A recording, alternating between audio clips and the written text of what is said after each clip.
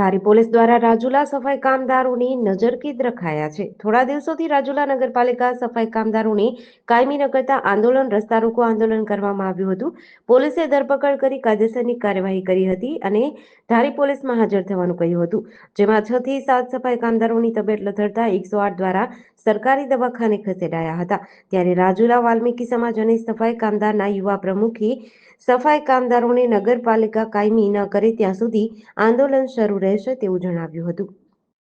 મારું નામ જતીન કુંભાર અને રાજુલા નગરપાલિકામાં 9 દિવસથી હડતાલ ચાલુ છે અને હડતાલ ઉપર બેઠેલા લોકોની માંગ એક છે, બે છે કે 15 દિવસના વારા ઉપરથી કામે લઈને મહિના દિવસમાં કન્ટિન્યુમાં લેવામાં આવે અને બીજી જે વર્ષો જૂની કામ કરે છે, વર્ષો જૂના સફાઈ કામદારો રોજમદારમાં એમાંથી લઈને કાયમી કરવામાં આવે। આ સામાન્ય માંગ છે અમારી। અને પ્રમુખ અને ચીફ ઓફિસર 9-10 દિવસથી હડતાલ ઉપર બેઠેલા છતાંય નગરપાલિકાના કોઈ સભ્ય, પ્રમુખ કે ચીફ ઓફિસરનું કોઈનું પેટમાં પાણી હલતું નથી અને એ લોકો કોઈ અમને જવાબ દેતા નથી।